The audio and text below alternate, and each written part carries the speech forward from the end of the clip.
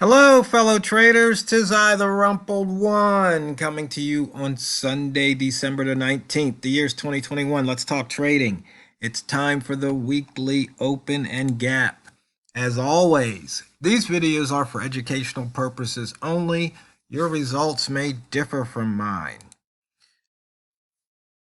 Just a friendly reminder, always have your risk management in place. Never lose more on any one particular trade than you're willing to lose. Looking at the weekly chart, we can see that we are 10 pips below the weekly open as we stand in about a 20 pip range. The gap has filled on the pound dollar, but we still have, looks like 3 other pairs where the gap is not filled. So there's still opportunity to take advantage of the gap fill. We're putting in the opening range for the week. As you can see here, we are below the opening range for the month and below the opening range for the year.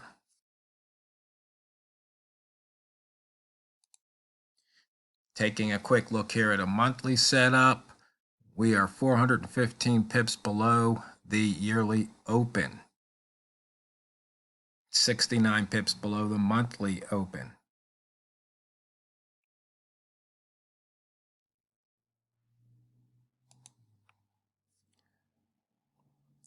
And we put in an inside bar 5 days ago, and price is in that inside bar, and you can see we do have some inside bar action across the pairs on the daily, weekly, and monthly time frames. So look for a long at 32.68 and a short at 32.065 if you're not in a trade when price gets there. No pairs have exceeded 100 pips. We are just a little over 4 hours into today's trading session. The buy zone has already produced a couple of short trades here. Prices bounced back up. Not enough range for the rat zone.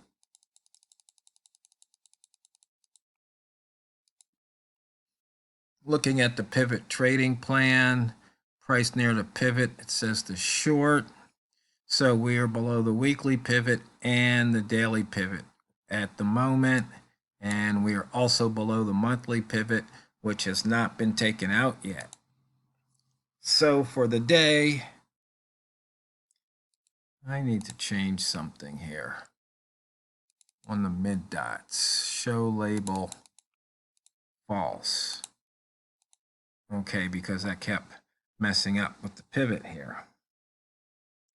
So we're below today's pivot. We got a missed pivot here and here and here. So we have 3 missed pivots in November. So far, 1 in December. Weekly pivot's been missed so far this week. We just opened up, but we had a missed pivot November and also 1 in October of this year. And for the monthly, we haven't taken out the monthly pivot yet.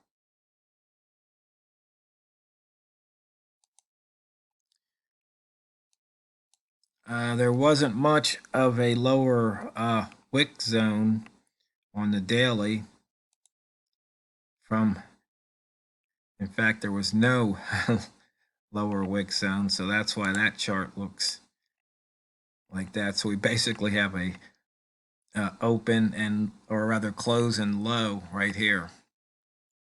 So crossing the, say, call it 32.35. You might have a lot of price action if price gets back up to that point. And looking at the weekly range, we usually look at these on Friday.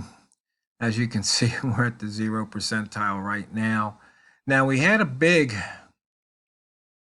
range week last week, so we might look to see another muted week considering this is Christmas week And then next year will be the New Year's week. So these last 2 weeks, I wouldn't expect a lot of action. There could be some crazy action. So be prepared for what you see happening on your chart.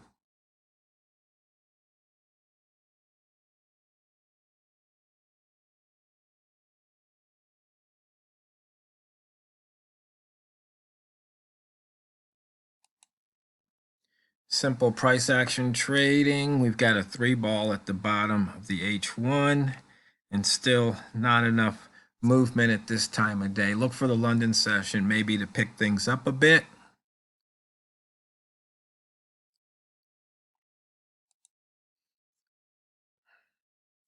Higher low, lower high. As you can see, you can still make some pips even during this session, but you have to be quick to take them.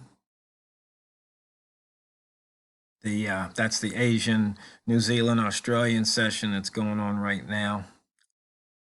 But if you're just wanting to make a pip or two for some pocket money, lunch money, dinner money, you can still do it. Just be careful. Take your trades, exit your trades when you see some profit. Don't get too greedy.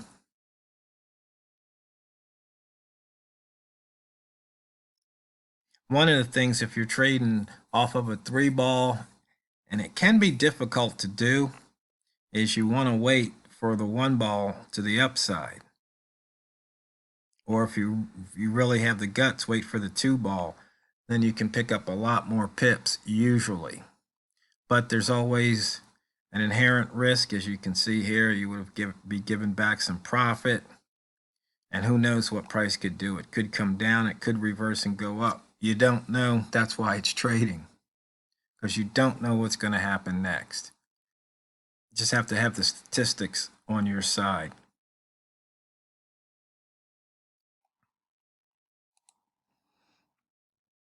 And simple price action exit screen.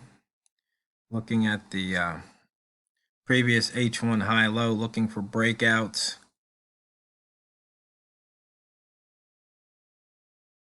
And actually, I believe I turned off an indicator here. Turn off false.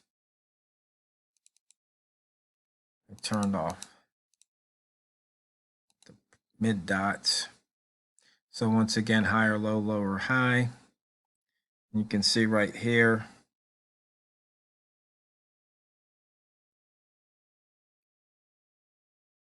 the H1 high is the lowest high. That's why we've got the overwrite. And I turned off the semaphore indicator. And once again, we see the 3-ball.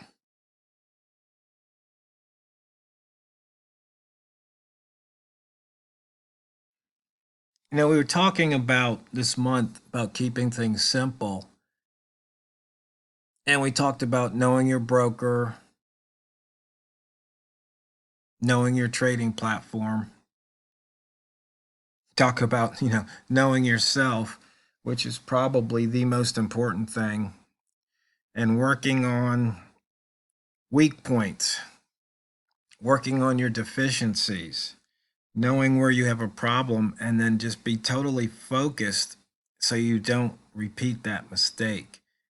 And if you just pick that one thing that you're having a problem with, or one of the things you're having a problem with, and just make sure you can eliminate that one problem. Sometimes that's all it takes, and your trading turns around.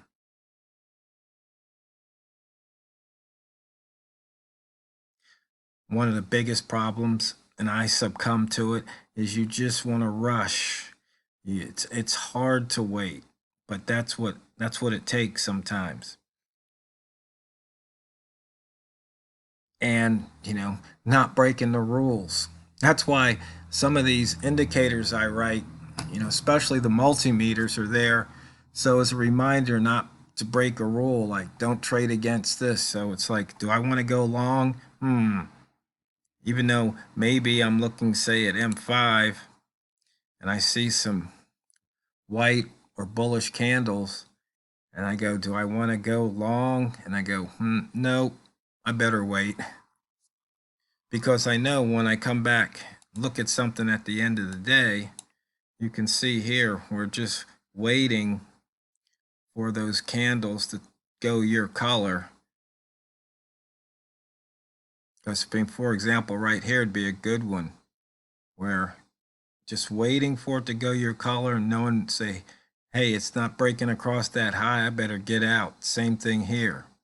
And here he barely turned green and then it just dropped like a rock. So patience, definitely something that you might want to consider working on. And as I mentioned, a lot of these indicators were written so I could be alerted to certain things that I was doing wrong or not doing right. You know, another simple one that I did was on the buttons showing the candle color. And so this sometimes is really helpful because down here on all the other pairs, it's showing the candle color. So if I'm trading the pound dollar, I can look down here and say, a couple of the pounds are green. Oh, but one just turned red. So maybe the pound's going to keep going down.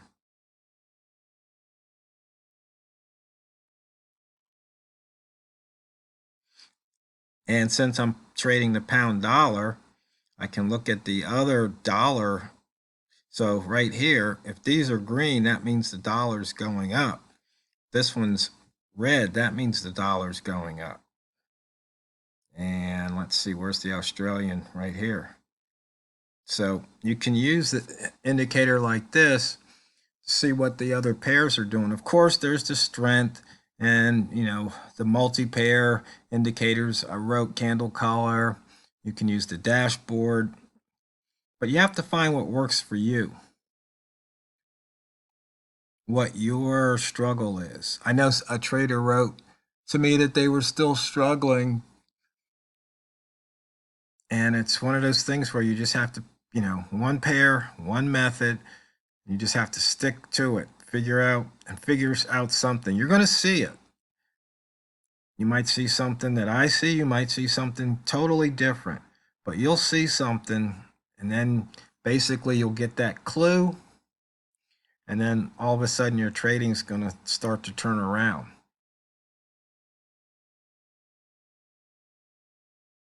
And the main thing is not to add a bunch of indicators, you know.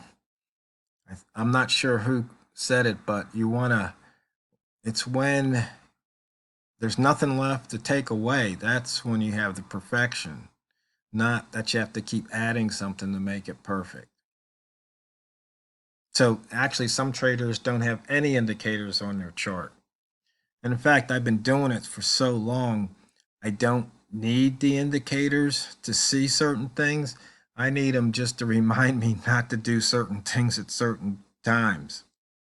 Because I can see, you know, lower highs and higher lows. I can see, you know, these extreme moves.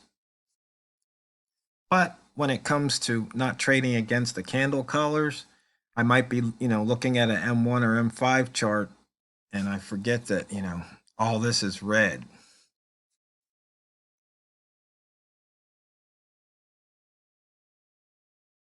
Or I might use one of the ones with the ranges where if I'm thinking about going long, but the range has already been extended for that time period, especially on the daily, I might want to think again. Or if I'm looking for a reversal trade and the range hasn't been extended, I might want to think again. So that's what these indicators can do. So, fellow traders, that wraps up the weekly wrap up, or the weekly open and gap rather. I hope you have a profitable week. Remember, it's a holiday week here. So just be careful when you're trading, as always, because it's not what you trade, it's how you trade it. So go out there and drain the banks. This is the Rumpled One, over and out.